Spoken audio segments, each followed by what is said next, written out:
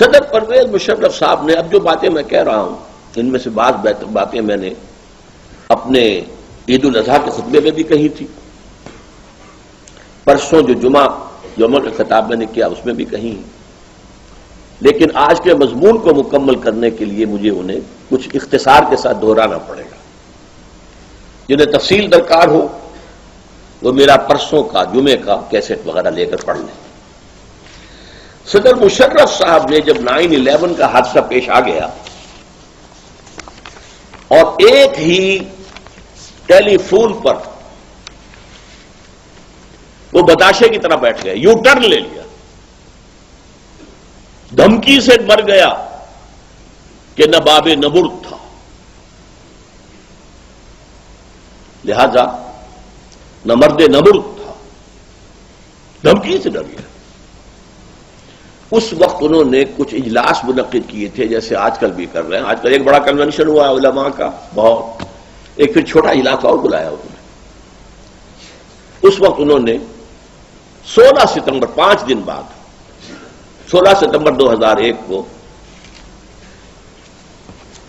صبح کے وقت تو ایک کنونشن بلایا تھا صحافیوں کا، وفد، کنونشن نہیں کہنا چاہیے، اور آفٹرنون میں دوپہر کو علماء و مشائخ کا۔ میں نہ علماء میں سے ہوں سکہ بند اور نہ میں مشائخ میں سے ہوں، لیکن مجھے پتہ نہیں کیسے بلا لیا، کچھ اللہ تعالیٰ کو کچھ کہلوانا تھا تو کوئی شکل پیدا کی۔ وہاں انہوں نے اصل میں ہی wanted to sell his idea, اپنی باتوں کا ہم خیال بنانے کے لیے کہ یہ لوگ وہ ہیں کہ جو اوپینین فارمنگ کے اندر جو ہے حصہ لیتے ہیں۔ میں نے وہاں سب لوگوں نے اپنی رائے دی صدر صاحب کی پہلی تقریر کے بعد، اور مجھے کچھ غصہ چڑھتا گیا کہ اگرچہ ایک حق بات تو سب نے کہی کہ جناب ابھی تک کوئی جرم ثابت نہیں ہوا ہے، نہ اسامہ کے خلاف اور نہ طالبان کے خلاف، تو بغیر جرم کے سزا دینا ثبوت کے یہ عدل و انصاف کے اصولوں کے خلاف ہے۔ کہا ذرا دبی زبان میں، اور اس کے ساتھ ہی کچھ لوگوں نے بڑا چاپلوسانہ انداز اختیار کیا۔ تو جیسے وہ چاپلوسانہ انداز میرے سامنے آیا مجھے وٹ چڑھنا شروع ہوا۔ اتفاق سے میں آخری تھا اس میں، اس لیے کہ میں صدر صاحب کے ساتھ کی کرسی پر بیٹھا ہوا تھا، بائیں ہاتھ، دائیں ہاتھ سے انہوں نے شروع کیا تھا اوپینین لینا، تو ہوتے ہوتے آخر میں میری باری آئی۔ میں نے کہا دیکھیے صدر صاحب، اگر آپ نے اس وقت طالبان کے خلاف امریکہ کا اعلی کار بننا پسند کیا تو گن لیجئے 3 باتیں۔ اولاً یہ عدل و انصاف کے اصولوں سے بغاوت ہوگی، وہی بات جو سب نے کہی تھی کہ ابھی کوئی جرم ثابت نہیں ہے، عدل و انصاف کے خلاف ہے کہ سزا دی جائے بغیر جرم کے ثبوت۔ نمبر 2 یہ غیرت اور حمیت کے خلاف ہوگا۔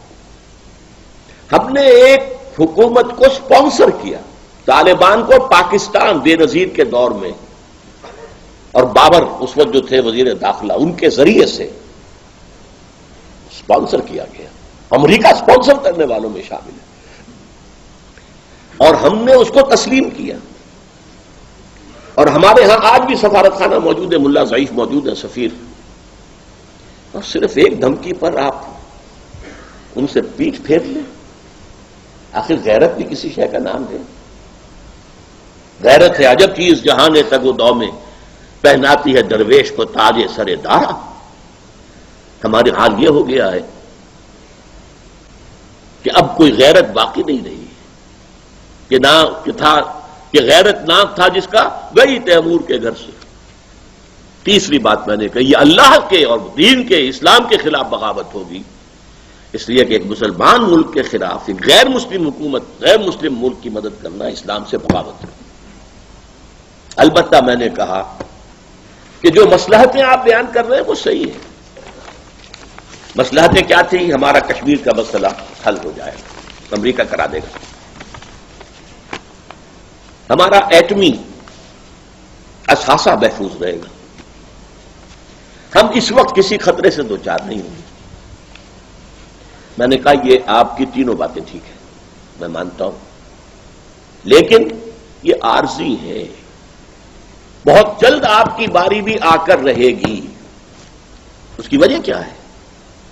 ان تمام واقعات کے پیچھے اصل سازش اسرائیل کی ہے، امریکہ کی نہیں ہے. یہ تو اسرائیل کی سازش ہے، اور اسرائیل کا سب سے بڑا ٹارگٹ پاکستان ہے. اسرائیلیوں کو توقع یہ تھی کہ امریکہ ایک دم جھپٹے گا افغانستان پر بھی اور افغانستان کے سپورٹر پاکستان پر بھی. تو آپ کی باری آ کر رہے گی، یہ نہ سمجھیے کہ آپ بن جائیں گے.